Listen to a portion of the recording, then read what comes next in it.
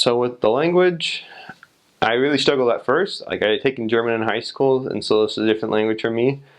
And MTC, I really struggled, and in my first area. But really, like, you can learn it. Like, I think by my 6 months out, I was decently confident with like my language abilities, and before that, I could still, like, I could understand a lot more. Just like it's just probably just get familiar with it. There's enough people there. If you're teaching, you can be able to understand the language, and if you just practice. One thing I did was I read the book more in Spanish. I read it with my companions out loud sometimes, and that helped out. I really studied the grammar and just get some basic sentences I knew, and just build off of those.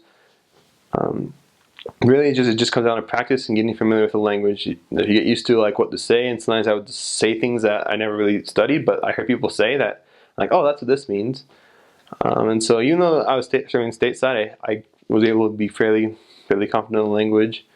So and just don't give up. Like, it may be hard. I had days where I had headaches.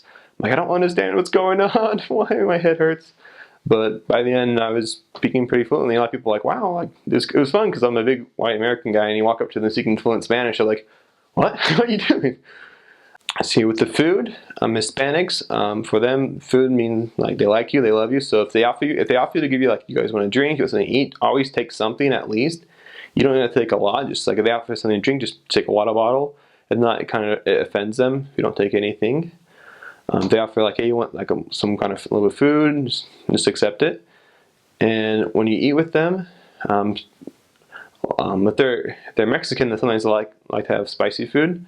So you can be prepared for that. I didn't like spicy food as much when I started off, but after a while, I really started to enjoy it. So just try it out, and you don't always put a bunch of salsa on it if they have that there. And if they, especially if you're eating dinner with them, eat their food and be very gracious about it. Like, and usually it's really, really good. I really enjoyed it. And if they offer you more, just take some more, and just be really polite with them, and really, because they really like food means a lot to them. Like, and if you don't eat their food and you say it's gross like that, that's not going to be good. It won't be good for anyone, but especially for them. So I really admired the people that were there. A lot of them, some of them were just like, you'd find apartments or houses with just like 5 or 6 or so men that were there from the cities or from the states of Mexico, from like Guatemala or Central America, that were there just trying to get like a better life, looking for a better life. So they would go and they would work crazy hours, sometimes working 2 restaurant jobs, sometimes working multiple construction and other jobs. So, and just to get enough money for them and also for their family. So they would like send money down, they would go and they would call the family. You'd see Hispanics sometimes outside just calling the family. And so I was really admired for them for that. So sometimes it was hard to go and to teach them because they were always so busy, but they were trying to work hard for their family. And so that was one common one. You would see would just be a lot of single men. Sometimes you would have families of Hispanics, and the same kind of similar situation. The parents would both be working different shifts, and there'll be a lot of working. Sometimes it's hard to find the whole family home. Sometimes you could, sometimes you couldn't. But so one of the hard part was, I guess, was trying to find them home, find time to teach, because they're always so busy. Because I was just trying to provide for them and their family, and I really admire that. It's really kind of sad because like all of them that come up here, they have like I heard stories of crazy things that was going on in Mexico and where they're from, and it's like they had no hope, and so they come up here where they're illegal, so they can't have a license, and so they are driving a car.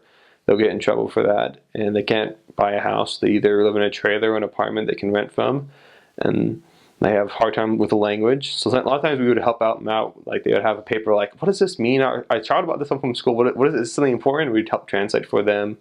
Where some of them call us like, hey, I need to go to the hospital. Can you help translate? Or like, I need to go and got this problem. Can you help translate? So we would go and help out with that a lot. I never served in Memphis, Tennessee. That's one of the big Spanish branches, also Spanish populations is that. So there, I think they mostly just teach all in Spanish. When I was in Little Rock, there's a good population. Russellville is also a good population. And Conway is a little harder. Jackson, of course, I taught English as well. So usually the Spanish missionaries are assigned to areas where there are a lot more Hispanics. And usually I would try to focus on teaching only Hispanics. Like if we found someone found someone else, we would talk to them on the street, and sometimes we would teach them ourselves. Sometimes we would refer them to the English elders or sisters in the area. But mostly for me at Preference, I would try to teach more in Spanish.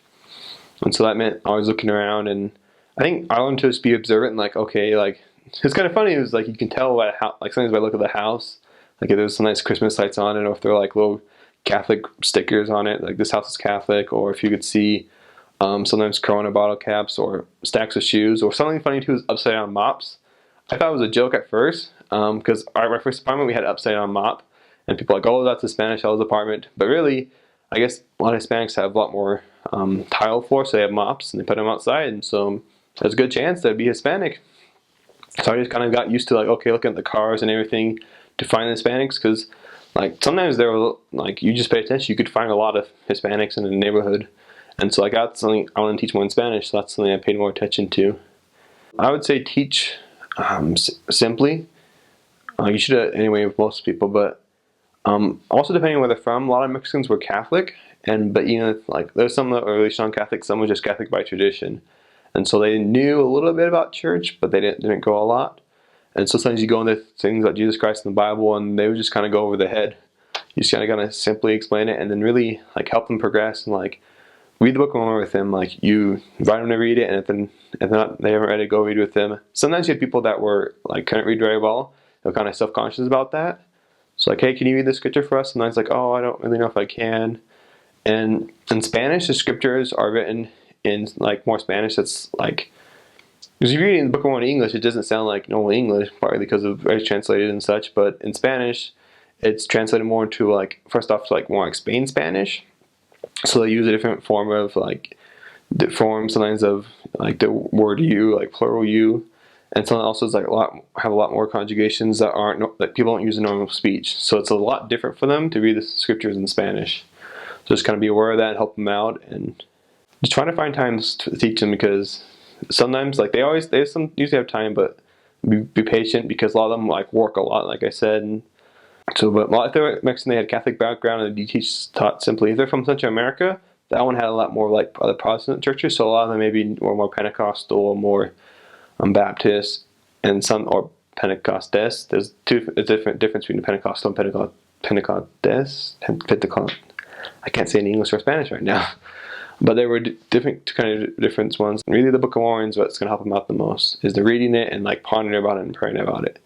And a lot of people didn't read, but when we had those investigators that read, they progressed. So.